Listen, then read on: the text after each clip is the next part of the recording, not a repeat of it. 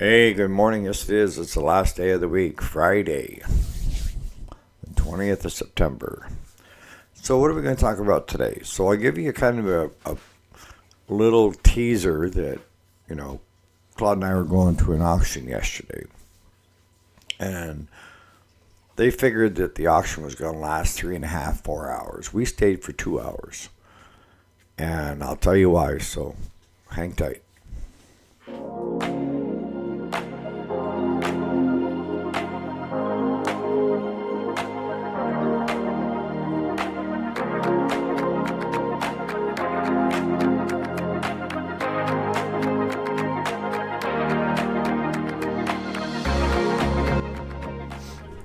Alrighty, welcome back. Yes, my name is Eric, and today, this is the weekday, Monday through Friday, available on podcast as well for your listening pleasure. Today, we're going to talk about the direction that our world is like the smaller mom and pops of repair side, any of the smaller businesses, I guess, in general would apply. But what normally ends up happening to, if you're a shop owner, what happens to your stuff if something happens to you? And for most people, including me, my wife does not know anything about the business. She does not go down there. She does not participate. Neither one of my kids, my grandkids. It's all me, right? And you have Claude, of course, but it's me. So if something were to happen to me, what is the best plausible thing to do? And that's have an auction. It's great if you're able to sell out while you're still alive because you understand the value. You understand the value of what and parts and inventory that's still new, equipment. Whereas family members that are left, if you pass away, haven't a clue. And I'll tell you, this is the sad thing, is that a lot of times I've seen in the past where somebody like that has happened to them, where they passed away, you see the scavengers come in. And what am I saying when I'm calling a scavenger? A scavenger is something that will pick the bones clean. And they won't give you hardly anything. And they'll tell you why it's not worth anything. And they're banking on the family not knowing what it's worth. So they end up hauling it all away at a scrap price. And that's the lowest of the lowest for me. Okay? Now, if you go to an auction and you're bidding against numerous other people and you are the winner and you got pretty reasonable, cheap, no foul. No harm, no foul. It was all above board. Everybody could see you bidding and you could see everybody else bidding. And a lot of times when you have an auction, you'll bring a lot of dealers that are in those fields in, right? And I wasn't the only dealer there that, am still very current in buying and selling parts and everything else, right? But yesterday there was kind of a cross patch. And that was you had OPE dealers, outdoor power equipment dealers. You had ones that were doing like eBay, Amazon, that kind of stuff. You had like the flea market, year-round garage sale guys. I've seen some of them there yesterday. You had a couple scrappers there yesterday and what we call a scrapper up here is someone that buys all the copper, tin, and they know what that's going for a ton, and they haul it for scrap metal. So the auction that we went to yesterday wasn't by far any huge outdoor power equipment company.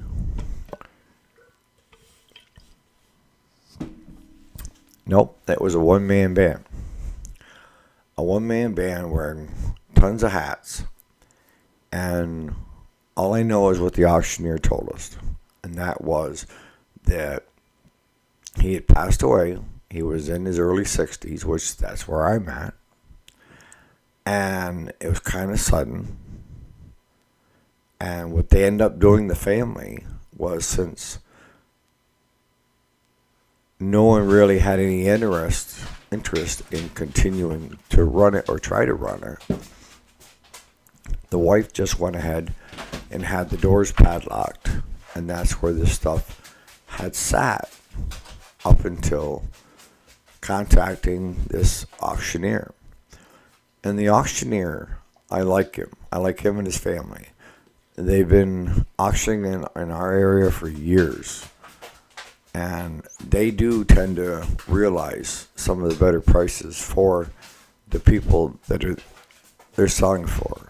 They're also getting a 15% markup, but they know what sells, how to sell it, and how to market it.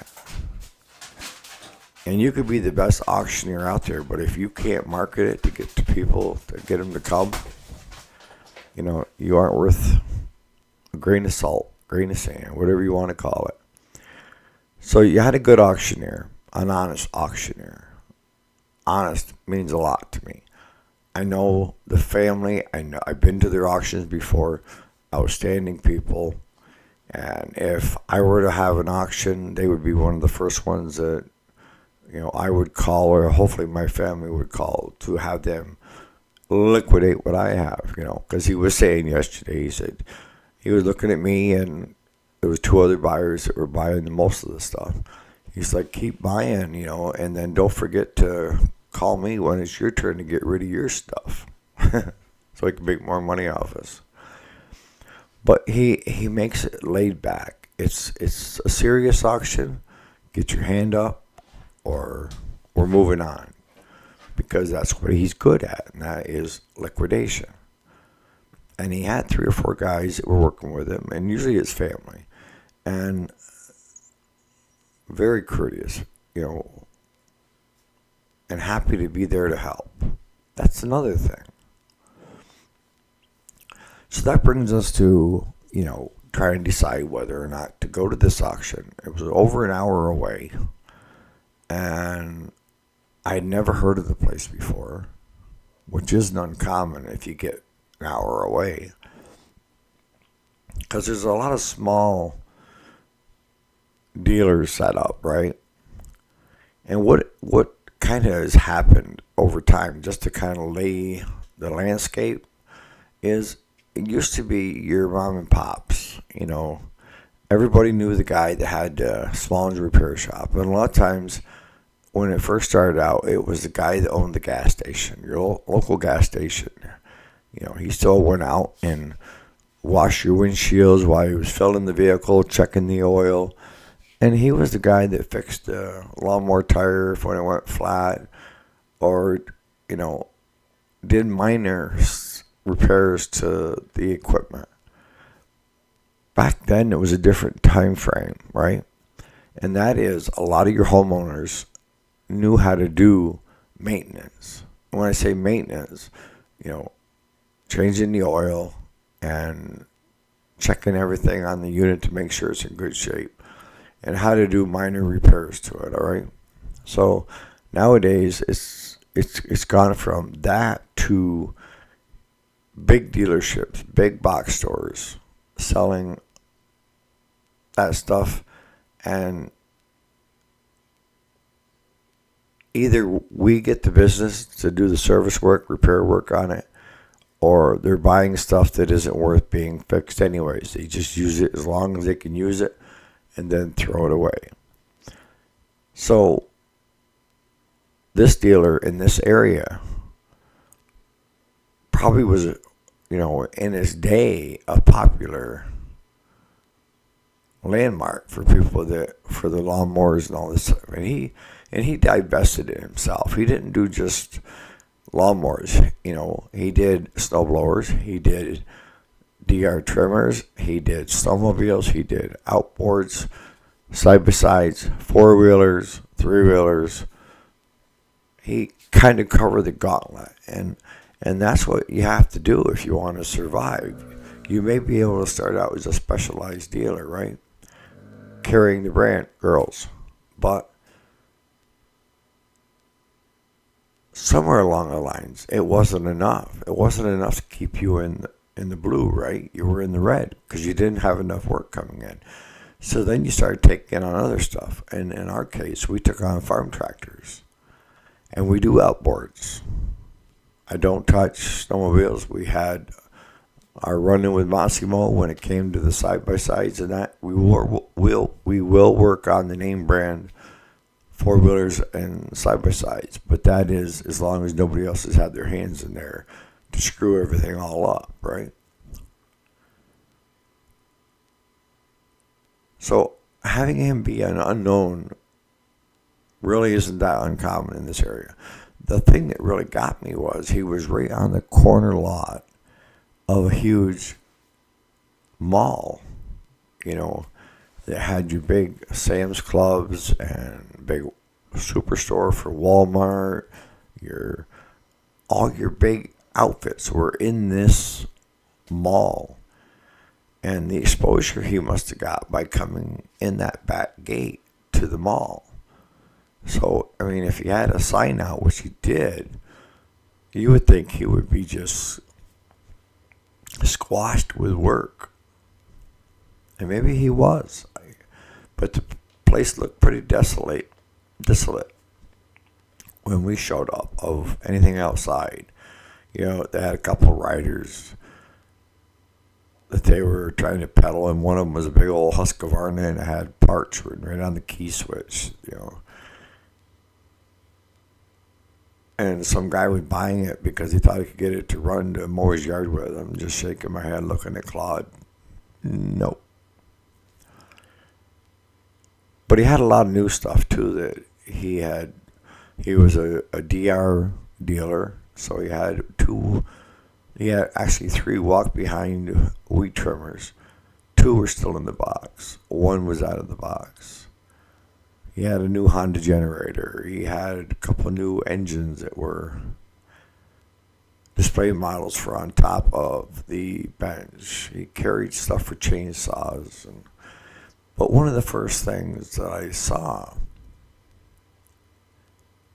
well, let me take it back one step. We're on our way. We left at 8 o'clock yesterday morning. The auction started at 10. I wanted to get there and at least look through some of the stuff. My interest was the shelves and shelves of parts, the inventory. So Claude is asking me on the way, so how long are we planning on being here? Because it's a free day for him. He ain't got to work. So I put him to work carrying boxes. But I said, until one or two things happens. And he said, what are those 2 things? I said, well, 1, people start paying stupid money for stuff because they don't know what it costs.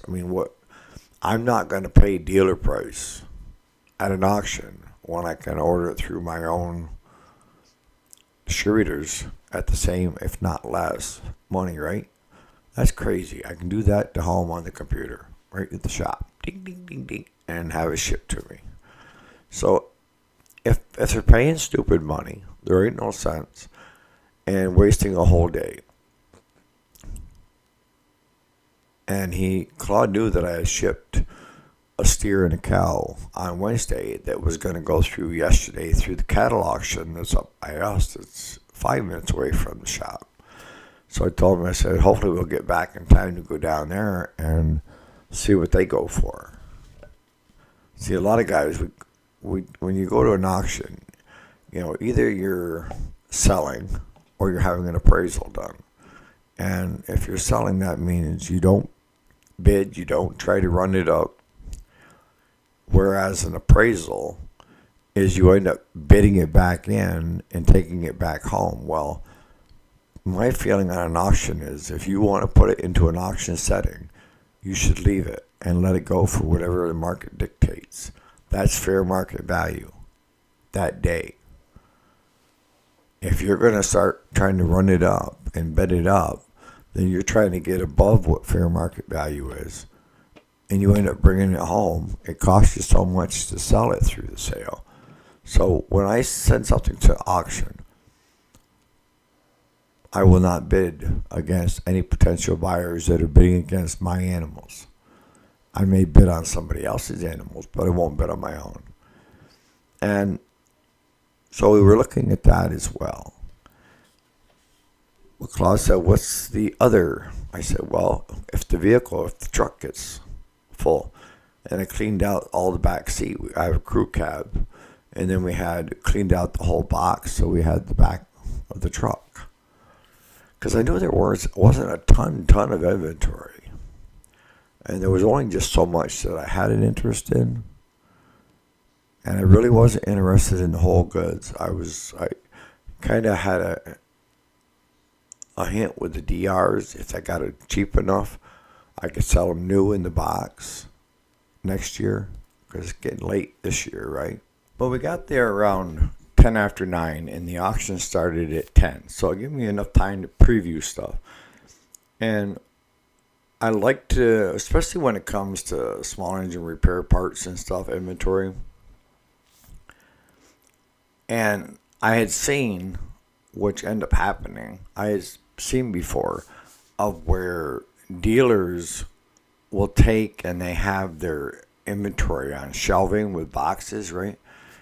And it's mixed in with good used parts and parts that are so old that they're classified as new old stock, no longer available, but now that's 4 years, right? But they had a lot of stuff like the points and everything. So the shelving, to me, I was thinking they would probably sell it by the shelf, right? And they had like 14 shelves. And he was saying, no, they were going to sell it by the box. You could buy as many boxes as you wanted off. They're going to start with one shelf, the next shelf, the next shelf. And so 10 o'clock rolls around, and this guy, he starts, right? At the time he says it's going to start, it is starting. He gives the rules, which most of us already know because we've been to his auctions before. And I like to go to the back of the room. Why to the back of the room? Because I want to see who's bidding. I want to see who's bidding on stuff and who's bidding against me on stuff. Does it make a difference on what I pay? No. But I still like to know who is out there that's bidding on stuff. But from 10 to 12, I have bought enough stuff, all new stock. Everything from oil filters to a select group of fuel or select group of air filters that I knew I sell a lot of them, to pulleys, to the pulleys on the decks, pulleys, spindle pulleys for the top of the blade spindles.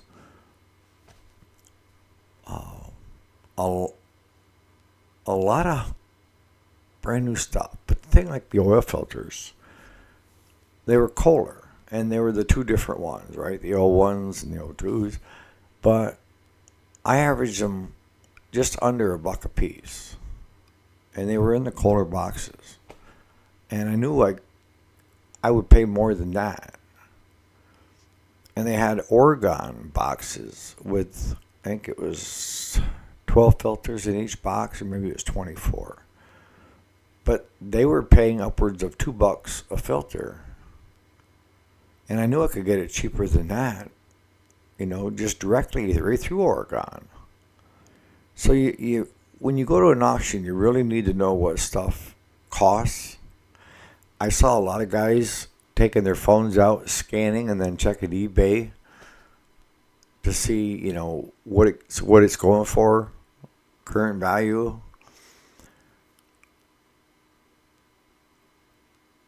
But by 12 o'clock, Claude came in after carrying the last box. I was still there at the auction. And he goes, Eric, he said, the truck's full. So are we leaving? And we left, and there's probably still another hour and a half, 2 hours left, all right? But a lot of it was going to be those shelving in the back. And there's no way in an hour preview that you can go through each and every box and know the value of, your parts box that you put on the shelf. Yeah. And there were like 100 boxes per shelf. And they would have to go really cheap to make it worthwhile, because it's going to take up a lot of inventory trying to get it home, right? And that's what I had told Claude. If the shelving had all good, better parts, new, something that was very marketable, I was ready to either rent a U-Haul truck or a U-Haul trailer and load it and bring it home. But after seeing a lot of used parts on those shelves, in those boxes, also looking at some of the Briggs new boxes and recognizing part numbers and what it was, I knew that this past year I decided to get through and try to clean out the new old stock. And some of it is selling a little bit more than what I paid for it. But that's the idea, right? You make a profit. But there's some of that stuff that I had to take a loss on just to clear it out of inventory. Some guys will hold on to it for a lifetime. Me, use it or lose it. So I went through all the stuff that was slow movers to non-movers because people weren't needing it anymore. And I would either deeply discount it or put it at what I paid for it. Just get it out and get it gone. So I knew that I didn't want to buy a bunch of that crap back because I just got my new old stock inventory down quite a ways. And it's taken me a year to do it. So I don't want to spend all winter long, if you know what I mean, trying to do it again. Because I got somebody's new old stock that doesn't have a lot of value. Now, I know guys that strictly deal in new old stock. There was a guy there yesterday that was a collector that worked on the old Aarons and Graveleys and all those, and the early Simplicities. And he was buying up a lot of that new old stock. But he was it was his pleasure of working on stuff. It wasn't his job. And I see this so often is you've got guys that have a regular 9-to-5 job or 8-to-4 or 7-to-3 job. And then after hours and on weekends, they're working on rebuilding that old lawnmower, rebuilding that old tractor and putting fresh paint on it and decals and tires. And those guys are doing it out of a labor of love. They're not doing it as an investment or something that they can make money at. I am. Okay? And I watch these guys you catch them on TV every so often. The big Muka Mike has a farm tractor auction. And these things come through with brand new tread.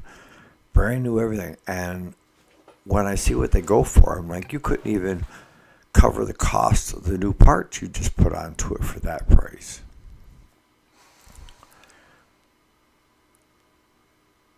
And that's, those guys are willing to pay a little bit more than what I would for those new old stock parts. Had a couple eBayers that I see scanning stuff quick. But that's what we're going to be doing Monday is we got them all hauled into the shop.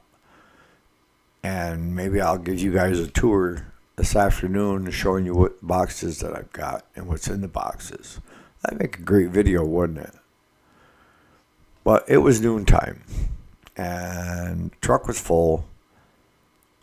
I had taken $4,500 in cash with me. That's what I figured on spending. That was my limit. And to fill that truck, it cost me $305. I know, you're looking at me. Yes, $305.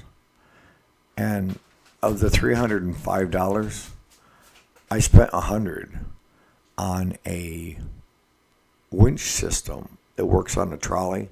See, we've got one in the shop, and we use that all the time. But when we're splitting tractors, we use that to hang the tractor from, or lift and lower it when we're trying to put them back together.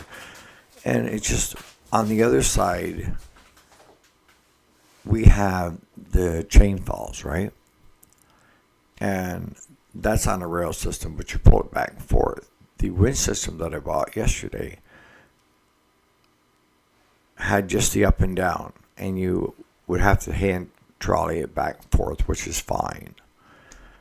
But Claude was interested in that because he said that would make it so much easier in the other bay of having to split the use of the one back and forth, because he likes to hit the versus the chain fall. So I run it up to, it was $95 or something like that, and we end up getting it plus 15% commission on it. So that brings it down to $200 to fill my truck with new oil filters, air filters, pulleys, the spindles that they had, which kind of surprised me. They were just standard Husqvarna, AYP spindles, and they were bringing $30 and $35 a piece. I looked over at Claude, and I'm like, we just ordered a set off eBay, and for the pair of them, it was $29 for two. And they're paying over $30 plus commission on each one of those. Because if the OPE dealers are forced to buy through their distributor, that's how they're basing their prices of what their distributor prices are. That probably sounded cheap, right? Because I think, like, with rotary, I think those same spindles are around $49. So it made it reasonable that way, right? But if you go on to eBay and you can buy two for $29.95 shipped free to your door, if you're a shop owner and you're not utilizing everything in your book of arsenal of ways to make and save money, then you're going to end up with an auction. I learned pretty quick. When you're repairing stuff, go wherever you can get the best price for it, as long as the quality's there. And as I was telling you about the one customer the other day with a hydraulic pump for his Kubota, he had gone home and looked it up and come in the following morning for a fight because he wanted that pump and not the OEM one through Kubota, which was $870, right? So all in all, we did good at the auction. I probably have got $200 in parts that I paid, and I probably got around $5,000 in inventory. And the two bigger guys that were there that have bigger outfits, they were paying more money. I bid on a lot of stuff that I didn't get. There was a box of carburetors, but some of them were Stens, some were Oregon, but they were the older carburetors, and I've got a bunch of those older carburetors still sitting that nobody wants because China has flooded the market with them. I went up to $100 on the box, and the other guys still were fighting it out for those. They sold tubes, but the tire tubes, but I could buy them cheaper right through Rotary than what they paid for them.